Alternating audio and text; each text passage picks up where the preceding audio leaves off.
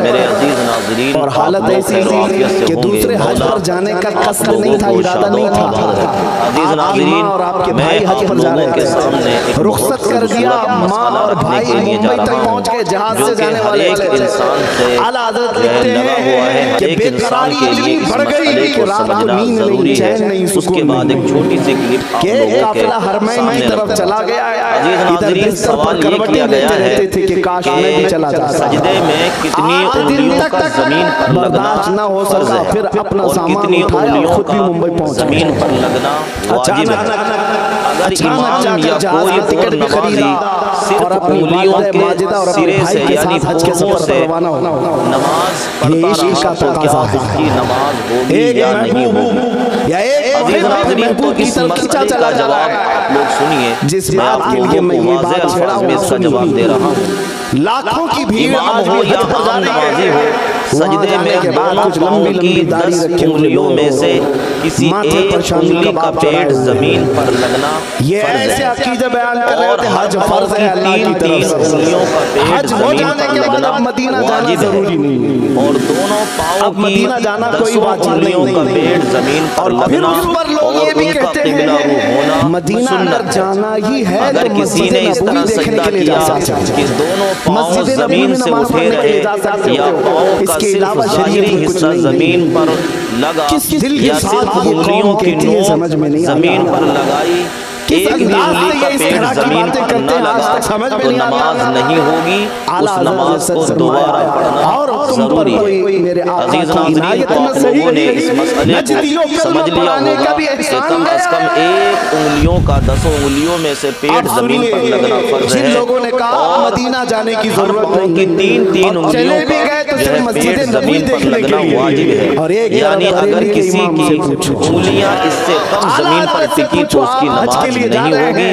صرف پوروں پر یا صرف پاؤں کے سرے پر اگر کسی نے نماز پڑھی تو اس کی نماز نہیں ہوگی، اس کو دوبارہ پڑھنی پڑے گی۔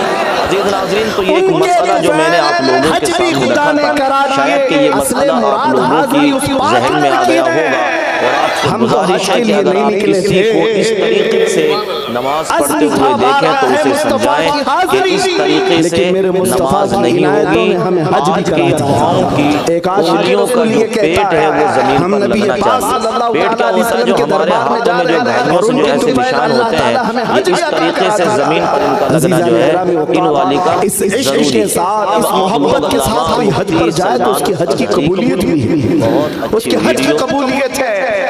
آپ لوگوں کو دو علامہ باتیں میں مفتی عرض سلمان کروں گا اظہری کی حرمین بہت طیبین اچھی جانے ویڈیو والوں سنانے کے لیے جا رہا ہوں۔ حضرت علامہ سفیان صاحب کی ثوری رضی مکمل اللہ ویڈیو تعالیٰ آپ عنہ کو کا قول سننا اور اس سے ہے، نصیحت آپ نے حاصل فرمایا کرنا، تھا اس کہ لیے کہ ایک ہمارے وقت آئے علماء گا جب مکہ والدین میں کے تم ستون دیکھو ہیں، کہ کعبے سے ان کی بلند و باتوں بالا پر ہمیں عمارتیں عمل بن کرنا، چکی ان کی ہوں، تقاریر وغیرہ اس وقت ہمارے لیے نہیں تھے سننا گھر ضروری ہے۔ اب تو آئیے کعبے سے دیر نہ بلند کرتے اتنی ہوئے بلند کہ علامہ آسمان مفتی کو چھونے سلمان والی اظہری کی عمارتیں اس بن ویڈیو کو آپ گئی۔ لوگ مکمل آپ نے سماعت فرمایا وہ زمانہ ایسا ہوگا کہ یہاں آنے والوں کی 3 قسمیں ہوں گی، ایک جماعت ایسی ہوگی جو خالص تجارت کے لیے آئے گی، دوسری جماعت ایسی ہوگی جو صرف سیاحت کے لیے آئے گی، پکنک کے لیے، ٹور کے لیے آئے گی، اور تیسری ایک جماعت جو آٹے میں نمک کے برابر ہوگی جو خالص اللہ کے لیے آئے گی۔ حضرت سفیان ثوری رحمت اللہ علیہ نے فرمایا جب وہ ایسا دور آ جائے، اے میرے عزیز تو آنا تو عمارتوں کو مت دیکھنا، خالق اسباب کی طرف توجہ رکھنا۔ آج حجاج کرام کے لیے بات بہت ضروری ہے۔ حضرت علاء بن مبارک رحمت اللہ تعالیٰ علیہ فرماتے ہیں میں حج کے لیے نکلا تھا، سفر میں نے دیکھا ایک نوجوان کو، وہ بغیر کسی توشے کے نکلا ہوا ہے۔ اس وقت اونٹوں پر سفر کیا جاتا تھا، گھوڑوں پر سفر کیا جاتا تھا۔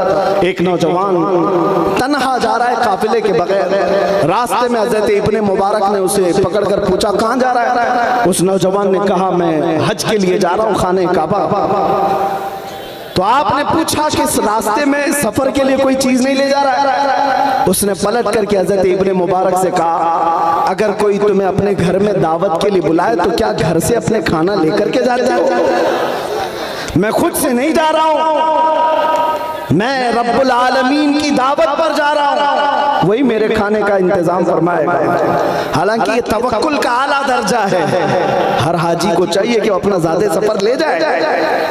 توکل کا درجہ یہ تھا حضرت ابن مبارک فرماتے ہیں جب میں حج کے لیے وہاں پہنچا تو خانہ کعبہ کے طواف کے بعد اس نوجوان کو ایک جگہ کھڑے دیکھا، وہ پکار رہا تھا کہ یہ کیسا دستور ہے کہ جب بھی کوئی گھر میں دعوت کر کے بلاتا ہے، میزبان گھر میں ہوتا ہے، مہمان کے آنے کے وقت میزبان ہوتا ہے، اور میں یہاں آ گیا ہوں مہمان بن کر، میزبان کدھر ہے؟ وہ چیخ رہا تھا۔ حضرت ابن مبارک فرماتے ہیں میں اس کے قریب کھڑا رہا، اچانک خانہ کعبہ کے پاس ایک بجلی چمکی اور اسے دیکھ کر کے وہ نوجوان غش کھا کر گر گیا اور پکارنے لگا فزت برب الکعبہ، رب کعبہ کی قسم میں مراد کو پہنچ گیا، اور اسی کے بعد اس شخص کا انتقال ہو گیا۔ ابن مبارک فرماتے ہیں وہ نوجوان کعبہ دیکھنے نہیں، رب العالمین کی دیدار کے لیے آیا تھا۔ عزیزان گرامی وقار، حج بیت اللہ کو جانے والا آج وہاں پر حاجی جا کر کے دیکھتا ہے ہوٹل کے بیڈ کیسے ہیں، ہوٹل کے دروازے کیسے، ہوٹل کی اے سی کیسی ہے، آنے جانے کی گاڑیاں کتنی چمچماتی ہیں، سڑکیں کیسی بنی ہیں، حرم کی عمارتیں کیسی ہیں، اسی میں اس کے 40 دن گزر جاتے ہیں، اسی کیلکولیشن میں رہ جاتا ہے۔ صبح کیا پکایا تھا، دوپہر میں کون سا بوفے لگا تھا، رات کے وقت کھانے کے کتنے انتظامات تھے، اسی سارے معاملات میں وہ اپنا حج کا سفر پورا کراتا ہے۔ عزیزان گرامی وقار، جو حج پر جا رہے ہیں ان کے لیے نصیحت ہے کہ وہ دنیا چھوڑ کر کے جائیں۔ جانتے ہیں جب میرے آقا صلی اللہ تعالیٰ علیہ وسلم جب تشریف لاتے تو یوں عرض کرتے خانہ کعبہ کے احاطے میں، جیتو الیک ہاربا یا اللہ، اے اللہ میں دنیا سے بھاگ کر تیرے پاس آیا، جبکہ حضور کے پاس کون سی دنیا تھی؟ نبی پاک صلی اللہ علیہ وسلم نے کون سی دنیا جمع کر رکھی تھی؟ دنیا سے آپ کا ترک تعلق مشہور ہے، آپ کا زہد مشہور ہے، لیکن اس کے باوجود میرے آقا جب حرم کعبہ میں آتے تو کہتے مولا میں دنیا سے بھاگ کر تیری پناہ میں آیا ہوں۔ آج کا حال یہ ہے ساری دنیا لے کر کے جا رہے ہیں اور حالات وہاں پر ایسے ہیں۔ ہمارے ایک ساتھی کہنے لگے اب تو عمرے کے واجبات بڑھ گئے، طواف تھا، صحیح تھی، حلق تھی، اب سیلفی بھی واجب ہو گئی، ہر ایک کو خانہ کعبہ کے پاس کھڑے ہو کر کے سیلفی لینا ہے، فوٹو لینا ہے۔ حد ہو گئی میرے عزیزوں، بارگاہ مصطفیٰ کی حاضری کے وقت رونگٹے کھڑے ہو جانا چاہیے۔ جس دربار کے سامنے سے ہم گزر رہے ہیں وہاں پر لوگوں کو دیکھا ایک ہاتھ میں چپل ایک ہاتھ میں فوٹو، موبائل ویڈیو کرتے ہوئے وہاں سے گزر گئے، انہیں پتہ بھی نہیں چلا کس کے سامنے آئے تھے۔ جانے والوں سے میں اتنی بات ضرور کہوں گا، تم جس شہنشاہ اعظم کے دربار میں جا رہے ہو تمہیں پتہ ہے وہ مقام کیا ہے؟ ادب کا ہیست زیر آسمان از عرش نازک تر، نفس گم کردہ می آیت جنید و بایزیدی جا۔ آسمان کے نیچے ادب کی ایک ایسی جگہ ہے جہاں وقت کے جنید بغدادی، بایزید بسطامی جیسے اولیاء بھی آتے ہیں، اپنی سانسوں کو روک لیا کرتے ہیں، وہ سانسوں کو روک لیا کرتے تھے کہ نکلنے والی سانسوں سے کئی بارگاہ رسول کی بے ادبی نہ ہونے پائے۔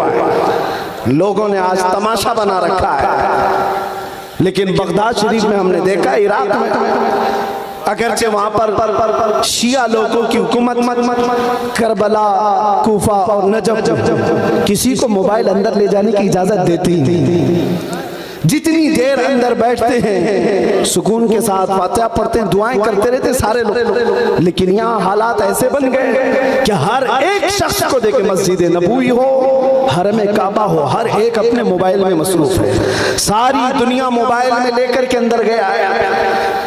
اس کا اخلاص کب آئے گا، اس کے اندر رقت کب آئے گی؟ وہاں بیٹھ کر کے پوری قوم کو دکھانا ہے کہ میں یہاں بیٹھا ہوا ہوں۔ کیا یہ حج کے ارکان میں سے ہو گئے؟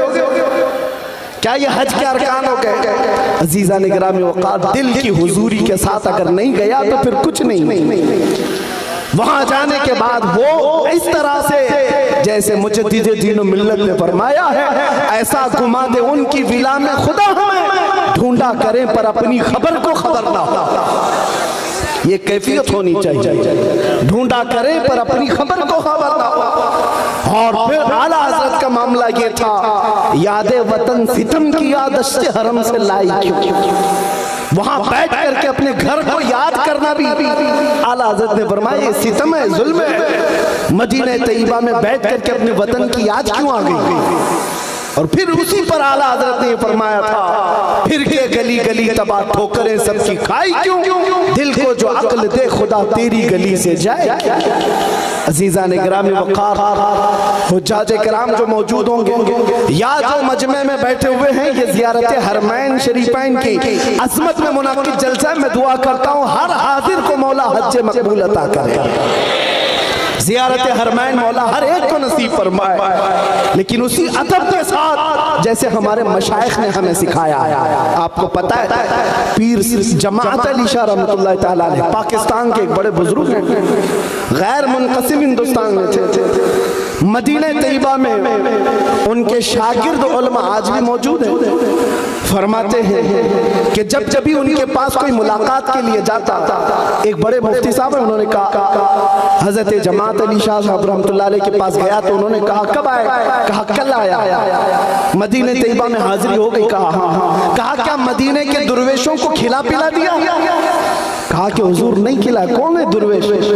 اندر گئے، ایک کھٹوری میں کچھ گوشت کے ٹکڑے تھے اور ایک بریڈ تھا، دودھ تھا، لا کر کے دیا اور کہا جاؤ مدینہ کے درویشوں کو کھلاؤ۔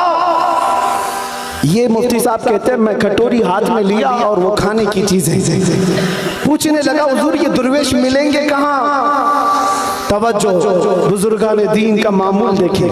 محفل میں بیٹھے ہوئے ایک بزرگ تھے، انہوں نے ہاتھ پکڑ لیا مفتی صاحب، کہا آپ کو پتہ نہیں یہ اصطلاح اہل محبت کی ہے، جو حضرت فرما رہے ہیں مدینے کے درویش داڑھی ٹوپی والے نہیں، مدینے کی گلیوں میں گھومنے پھرنے والے کتے بلیوں کو کھلاؤ۔ پیر جماعت علی شاہ رحمۃ اللہ علیہ فرماتے ہیں کہ کتے اور بلیوں کو مدینے کے درویش کہا کرتے تھے، اور یہ کہتے جاؤ کھلاؤ، تمہارے ہاتھوں سے اگر انہوں نے کھا لیا ہے تمہاری حاضری قبول ہو جائے گی۔ یہ ہمارے بزرگوں کا ادب تھا مدینہ طیبہ کی گلیوں کا، وہاں سے نسبت رکھ۔ تو آپ لوگوں نے علامہ مفتی سلمان اظہری کی ایک بہت اچھی کلپ سماعت کی، جنہوں نے اپنی اس ویڈیو کے اندر بہت اچھی نصیحت کی امت مسلمہ کے لیے اور بالخصوص نوجوانوں کے لیے کہ نوجوانوں کو اپنی جوانی کا فائدہ اٹھانا چاہیے اور ان لوگوں کو اللہ اور اس کے رسول صلی اللہ تعالیٰ علیہ وسلم کی محبت میں، ان کی عاشقی میں زندگی گزارنا چاہیے۔ اللہ سے دعا ہے کہ اللہ پاک مجھے اور آپ کو عمل کی توفیق عطا فرمائے۔ اس چینل کو سبسکرائب کیجئے، اگر نئے ہیں لائک کیجئے اور کمنٹ کیجئے، اور ہو سکے تو اس ویڈیو کو شیئر بھی کیجئے تاکہ اس سے دوسرے لوگ بھی فائدہ حاصل کریں۔ السلام علیکم ورحمۃ اللہ وبرکاتہ۔